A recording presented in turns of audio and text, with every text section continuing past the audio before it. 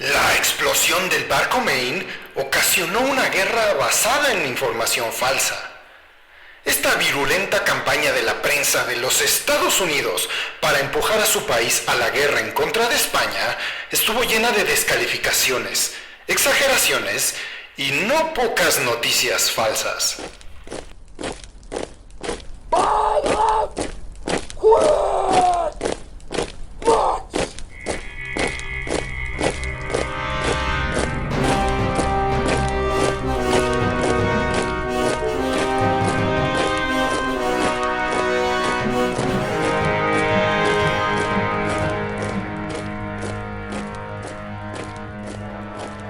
Spartans! What is your profession?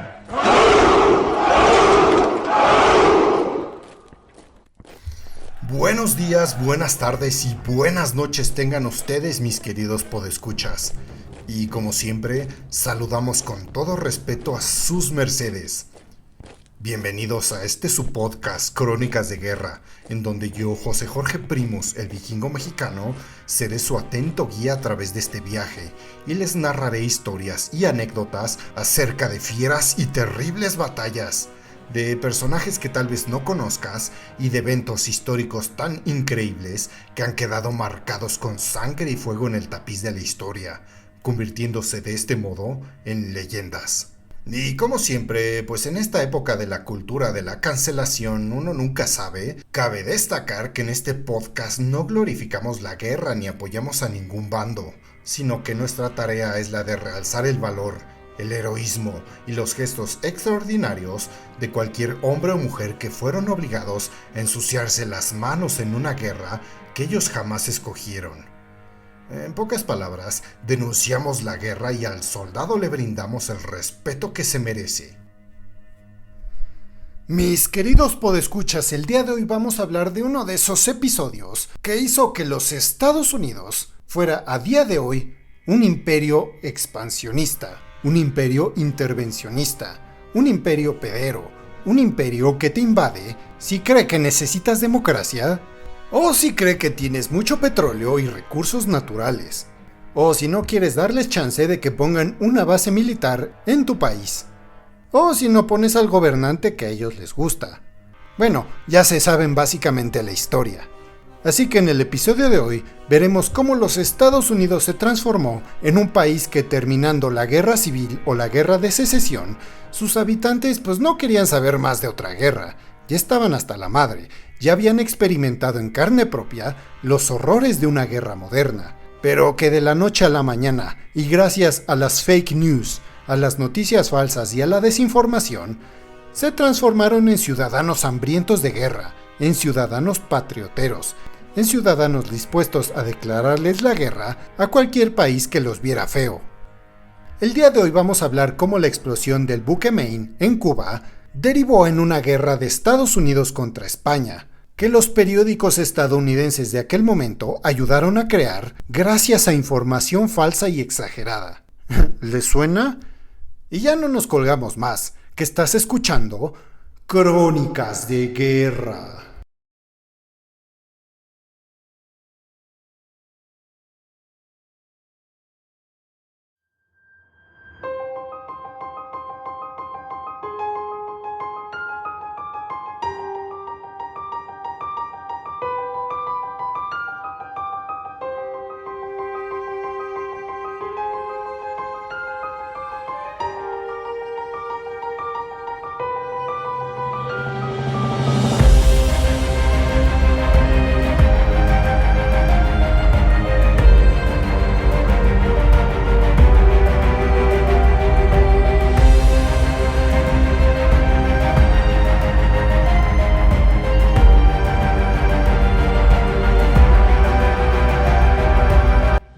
El día de hoy les vamos a contar acerca de probablemente la anécdota más conocida de la historia del periodismo estadounidense.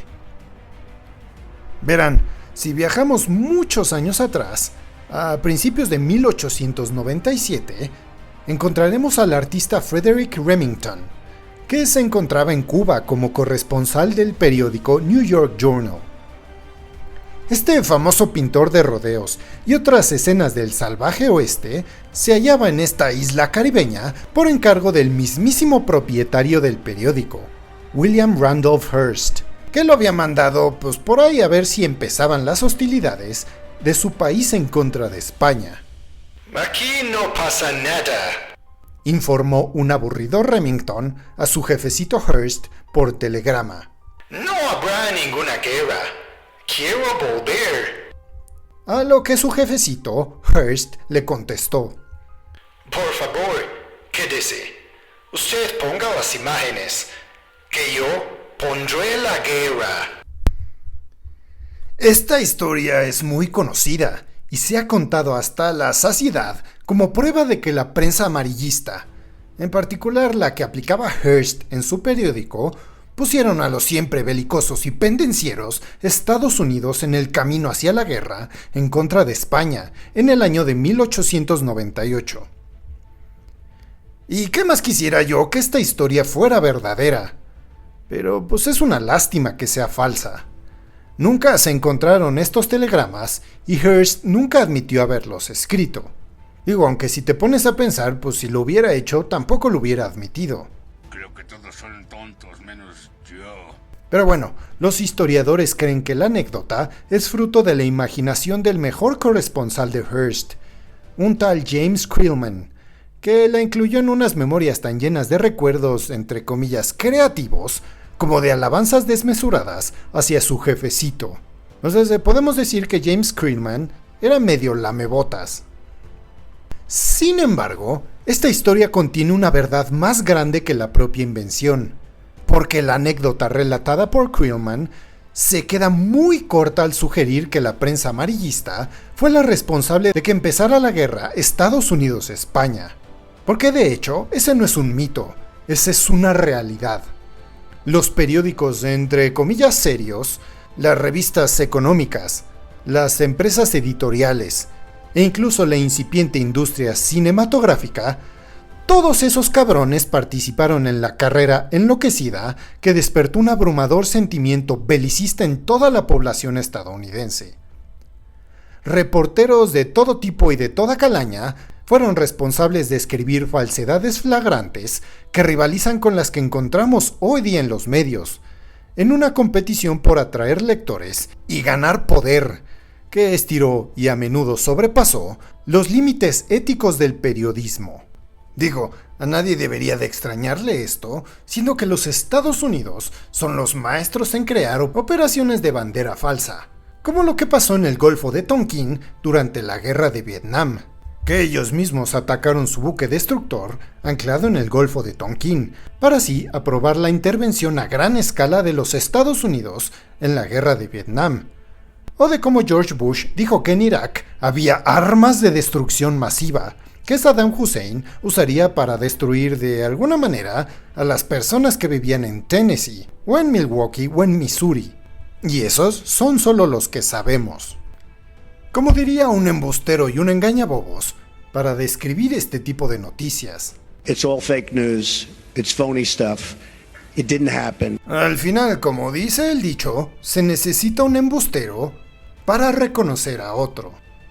En fin, esta guerra de Estados Unidos en contra de España marcó tanto el debut de la joven república estadounidense como potencia global, como la última etapa del declive del imperio español, que perdió entonces lo poco que le quedaba de sus otrora extensos dominios. Pero también marcó el inicio de una nueva era periodística, porque por muy pinches irresponsables que fuesen las crónicas que se hicieron del conflicto en algunos momentos, constituyeron el primer paso hacia una cobertura enérgica de las noticias extranjeras en los Estados Unidos. O sea, por primera vez en su historia, estas noticias internacionales hacían que los estadounidenses se dejaran de ver su propio ombligo. Verán, Cuba empezó su lucha por independizarse de España a mediados del siglo XIX, con una insurrección general entre los años de 1868 y 1878, y otra revuelta más en el año de 1879. El estallido final de esta independencia empezó en 1895, pero los esfuerzos iniciales de los sublevados fueron brutalmente reprimidos por los españoles. El general Valeriano Weyler, máxima autoridad militar y política de la isla, confinó a los insurgentes cubanos y a sus supuestos simpatizantes en condiciones terribles, hasta el punto de que algunas fuentes le otorgan el dudoso honor de ser el creador de los campos de concentración de civiles. El duro trato que dispensa el gobierno español a los civiles cubanos es algo que tocó la fibra de los estadounidenses. Porque pues eso es lo que dicen. Democracia para todos, libertad para todos. Digo, no es como que quisieran tener para ellos mismos la isla de Cuba y poner ahí bases militares. Para así controlar mejor toda América Latina. Para así controlar mejor toda Hispanoamérica.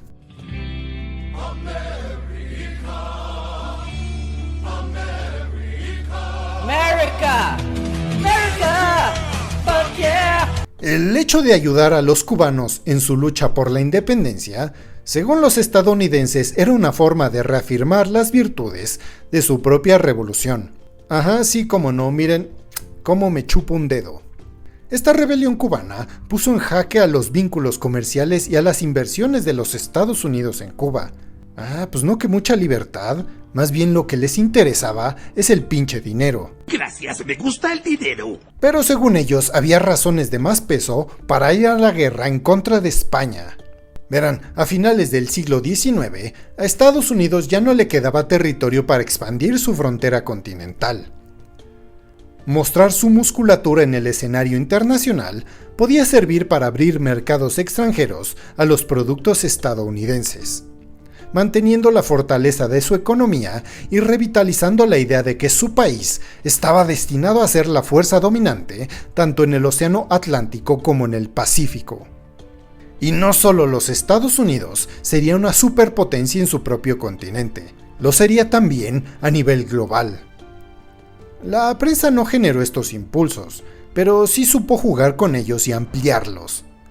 La narración del periodista Creelman refleja la actitud belicista de la prensa y revela, por el mismo hecho de ser falsa, la facilidad con la que los corresponsales ajustaban la realidad a sus propios intereses. Miren, a finales del siglo XIX, el periodismo en los Estados Unidos estaba apenas en su tierna infancia, dando sus primeros pequeños pasos y cagándose en los pañales. No había escuelas que enseñaran periodismo, ni códigos deontológicos, ni asociaciones de prensa para imponer, o al menos sugerir, unas exigencias éticas mínimas. El objetivo de todos los periódicos de ese entonces era obtener lectores, y pues los periódicos de las grandes ciudades solo podían conseguir estos lectores en cantidades industriales gracias a su inversión en rotativas cada vez más modernas.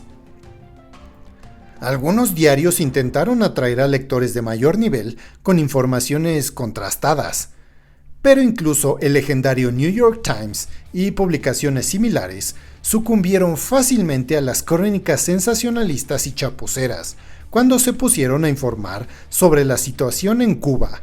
Un niño flotó sobre mí y voló un auto con su rayo láser. La guerra en Cuba fue pronto a la historia extranjera más seguida por los estadounidenses hasta aquel momento. Unos 75 corresponsales cubrieron la incipiente insurgencia cubana en los 3 años previos al conflicto con España, y no menos de 200 fueron a la isla en el año de 1898. Los periódicos estadounidenses no reparaban en gastos cuando se trataba de cubrir las dramáticas noticias que les ofrecía la isla vecina. Había muchos periodistas, y entre ellos estaba James Creelman.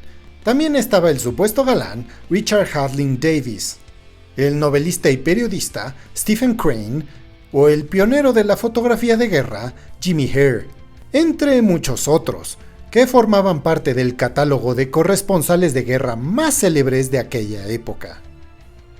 Si bien es cierto que casi todos ellos pecaban de sesgo y bravuconería en su trabajo, también es verdad que eran emprendedores e intrépidos. Cubrir la información en Cuba en aquella época era peligroso. Un corresponsal estadounidense murió en acción, y otros habían resultado heridos o se vieron afectados por enfermedades tropicales como la malaria. El general Weyler odiaba a la prensa estadounidense. Lo envenenan todo con sus falsedades. Le dijo al periodista Creelman. Todos ustedes deberían estar prohibidos. Y esta fue una amenaza que acabó cumpliendo. Weyler censuraba prontamente y con dureza los cables que mandaban los corresponsales. A estos los metía en calabozos insalubres y ya después de meterles miedo, los expulsaba del país. Los periódicos estadounidenses se gastaron decenas de miles de dólares mandando las noticias por cable. La Associated Press tenía 23 reporteros dedicados a ello y 5 barcos de prensa. Hearst tenía el doble de ambos. Los barcos llevaban crónicas sin censurar a Florida y proporcionaban a los reporteros un mirador privilegiado de la acción militar naval. Y entonces llegó el funesto momento, cuando el acorazado estadounidense Maine se hundió en el puerto de La Habana, en circunstancias bastante misteriosas. Guiño guiño, según esto, hoy se sabe que fue un accidente debido a explosivos mal almacenados. Guiño guiño.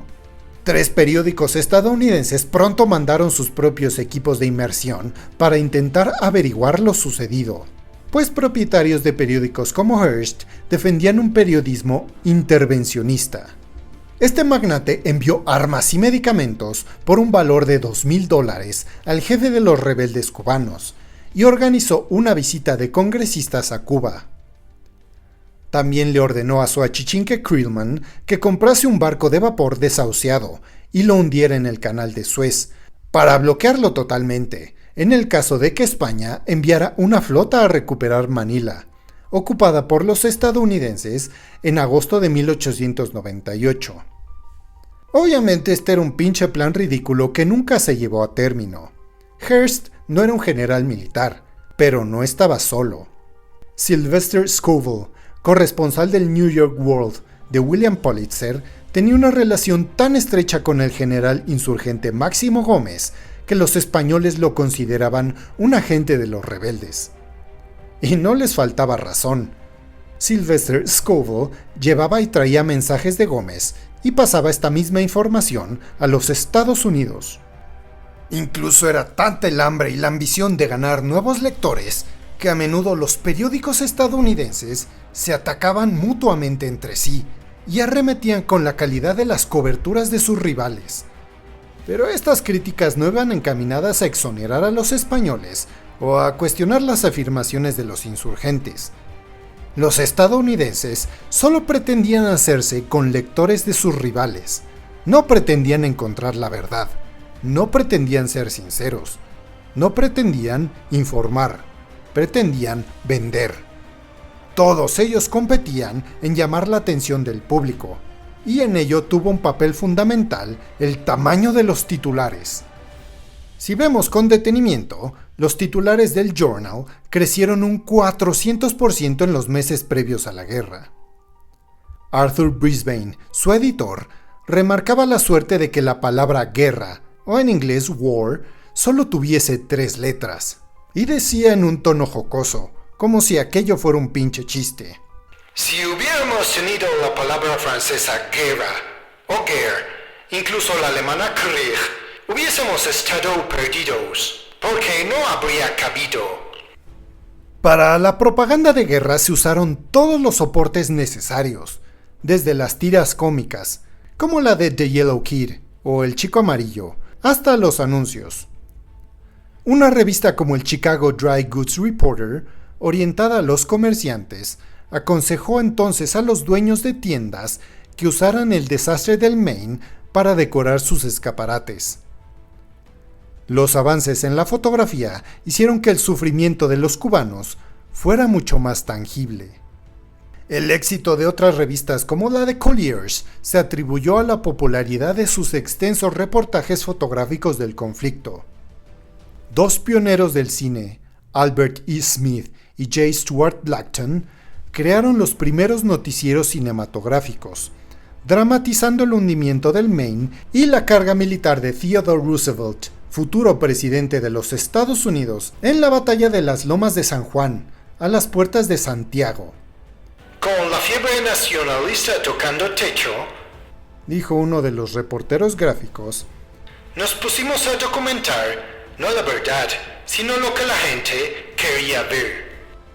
La Junta, la organización de independentistas cubanos que se dedicaban a influir en los Estados Unidos, publicaba sus propios periódicos y tenía sus propios reporteros metidos en el New Orleans Times-Picayune y en el Washington Star, y convocaba una rueda de prensa cada día a las 4 de la tarde en la ciudad de Nueva York.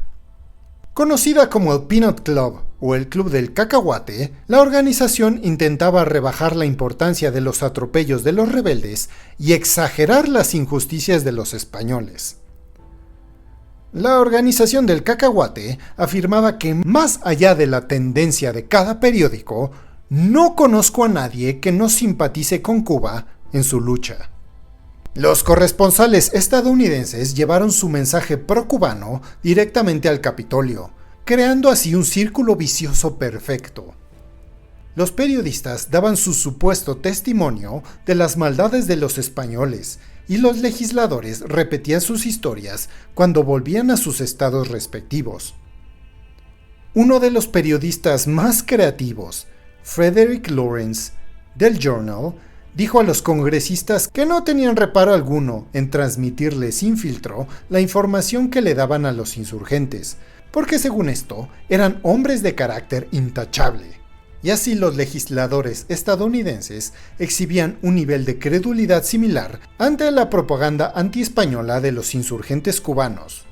O se creían todas aquellas mentiras, o fingían que se las creían, para poder así tener un motivo para invadir la isla.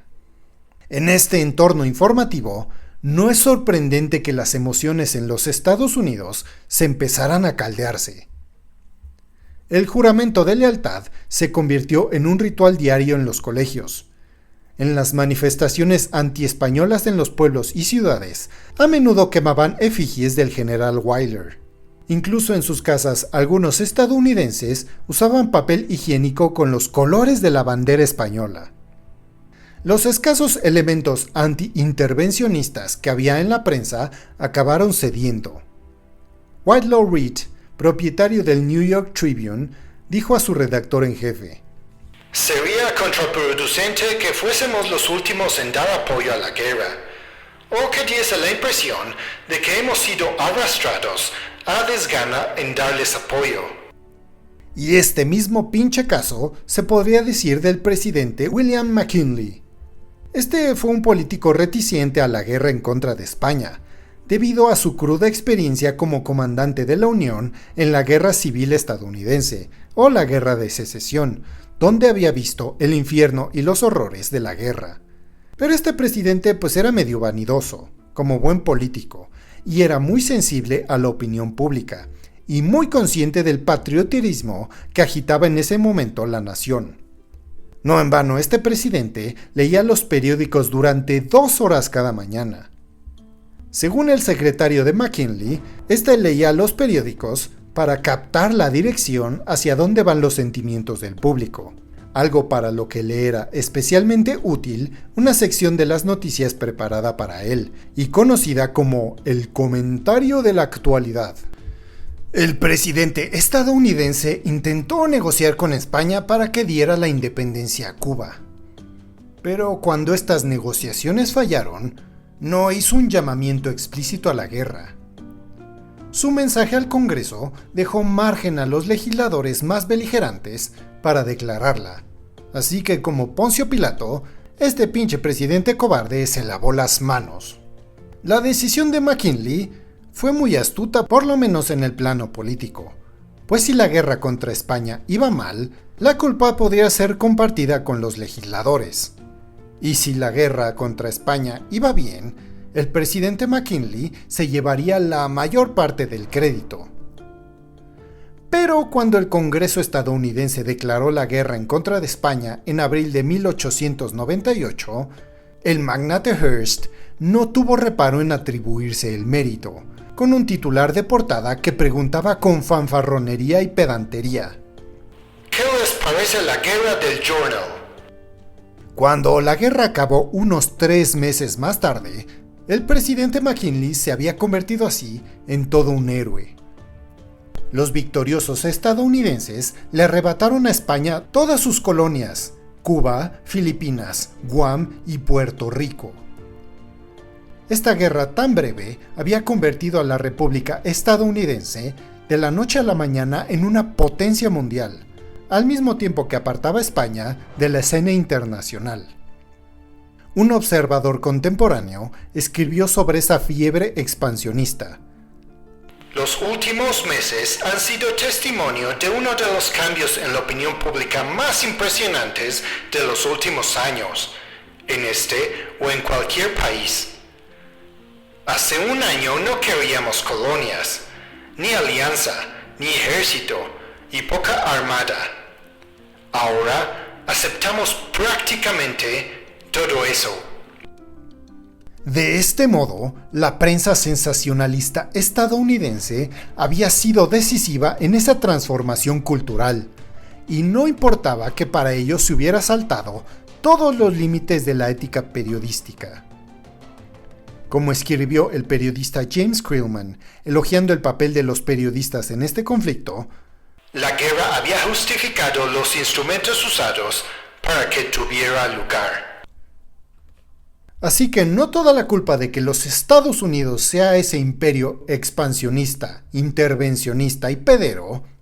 William Randolph Hearst sí tiene mucha parte de esta culpa, y de este modo le mandamos una respetuosa mentada de madre a donde quiera que esté. William Hearst.